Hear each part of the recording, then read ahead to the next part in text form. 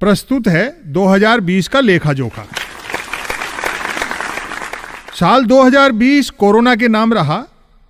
Virus लाए हवाई यात्री जिसे भुगता पदयात्रियों ने। अक्सर सुनने में आया कि जिसके कोरोना निकला वह मरा नहीं और जो मरा उसके कोरोना निकला।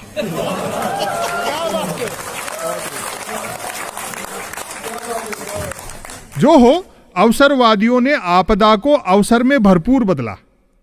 चर्चा यह भी रही कि अवसर बनाने के लिए ही आपदा पैदा की गई है।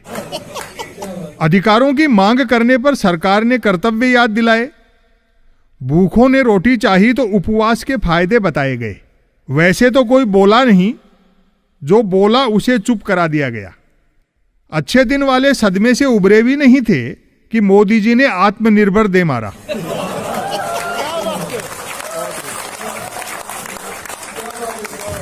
भाजपा के कॉपीराइट वाला कैसेट निरंतर बजा। डीजल पेट्रोल हमारे हाथ में नहीं है, रुपया अंतर्राष्ट्रीय कारणों से गिर रहा है। महंगाई बेरोजगारी के लिए कांग्रेस जिम्मेदार है, बाकी सारी समस्याएं नेहरू छोड़ गए। फिर भी कोई दिक्कत हो तो पाकिस्तान चले जाओ। आईटी, ई कॉमर्स और फार्मा कंपनियों ने कमाया, बाकी सबने गंवाया। नई कहावत बनी, सरकार मेहरबान तो जियो पहलवान। परंपरागत बाजार का यह हाल रहा कि सांसदों विधायकों के अलावा हर सामान का लेन देन ठप रहा। तथाकथित आईटी सेल ने जलती तीलियां मिशन भाव से फेंकी, जिनसे यहां वहां खूब आग लगी। अधिकांश मीडिया ने आग बुझाने का काम केरोसिन डाल डाल कर किया। भाषण एकता पर दिए गए और करतूतें बांटने वाली की गईं। जिन्हें न्याय देना था वे खुद मांगते नजर आए। स्वच्छ भारत अभियान बेहद सफल रहा। गंदगी कम और जेबें ज्यादा साफ हुई। लोकतंत्र मुरझाता गया, कमल खिलता गया। छोटे बड़े चुनाव लगातार हुए। जीता कोई भी, सरकार भाजपा की ही बनी। जहां चुनाव से नहीं बनी वहां उपचुनाव से बनी।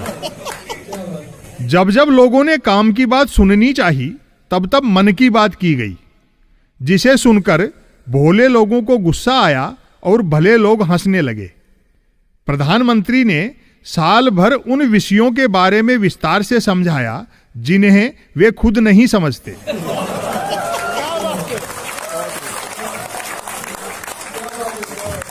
सिनेमा कलाकारों के यहां से ड्रग्स वगैरह बरामद हुई और छापे वापे भी पड़े।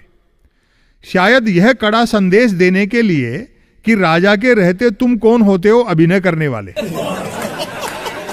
कवि सम्मेलन मुशायरा भले ही जूम पर हुए पर झूम कर हुए। कवियों शायरों ने आपस ही में कही सुनी।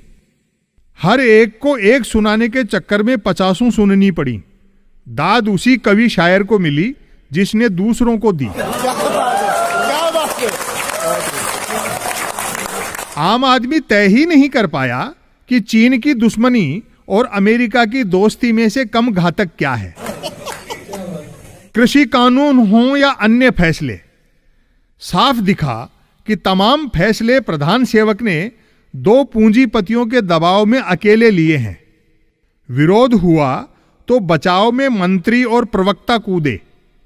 यह अलग बात है कि बेचारे बचाव कम कर पाए और कूदे ज्यादा। विद्यार्थियों की जैसी पढ़ाई हुई और जैसी डिग्रियां उन्हें मिली, खुशी की बात है कि भविष्य में देश को न सिर्फ अच्छे मंत्री मिलेंगे बल्कि बहुत अच्छे प्रधानमंत्री भी मिलेंगे।